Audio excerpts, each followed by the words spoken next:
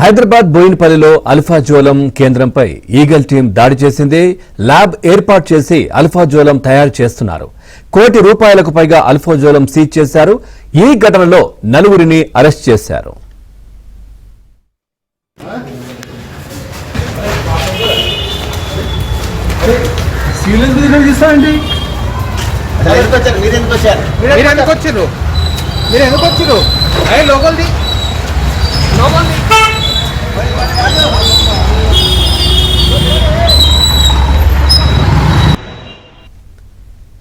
పెద్ద ఎత్తున రియాక్టర్లతో మత్తుమందు తయారు చేస్తున్నారు.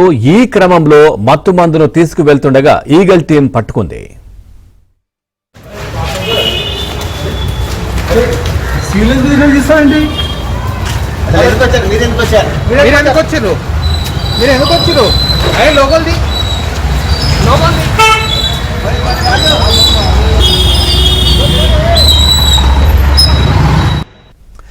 హైదరాబాద్ బోయినపల్లిలో అల్ఫాజోలం కేంద్రంపై ఈగల్ టీం దాడి చేసింది. ల్యాబ్ ఏర్పాటు చేసి అల్ఫాజోలం తయారు చేస్తున్నారు. ₹1 కోట్లకు పైగా అల్ఫాజోలం సీజ్ చేశారు. అలాగా ఈ అంశానికి సంబంధించి మరింత సమాచారాన్ని మా క్రైమ్ కరెస్పాండెంట్ శశి అందిస్తారు. శశి, పూర్తి డీటెయిల్స్ ఏంటి?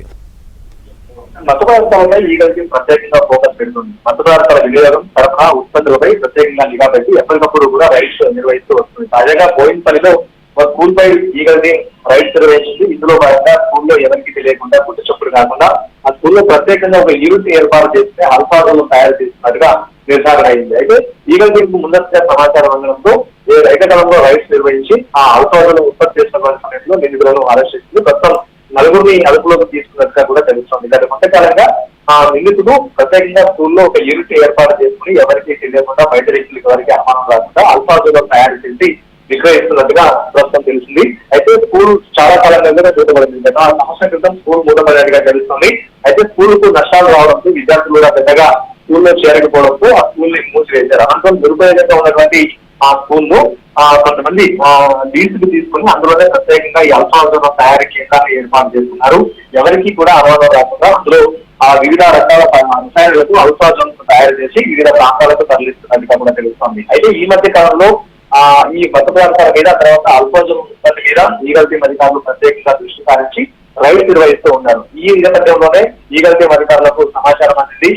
బోయినపల్లిలోని ఒక స్కూల్ కేంద్రంగా కూడా ఈ ఉత్పత్తి కొనసాగుతున్నట్టు కూడా. ఇదే నేపథ్యంలోనే రైడ్స్ నిర్వహించినప్పుడు ఆ స్కూల్ లోపల జరుగుతున్నటువంటి చీకటి గంట అంతా కూడా బయటపడింది. గతంలో శ్రీనగర్ స్కూల్, ప్రస్తుతం ఎక్కడైతే రైడ్స్ నిర్వహించారో ఆ స్కూల్ శ్రీనగర్ స్కూల్ గా చెప్తూ ఉన్నారు. ఈ శ్రీనగర్ స్కూల్ లో డైరెక్టర్ జయప్రకాష్ గౌడ్ నడిపారు.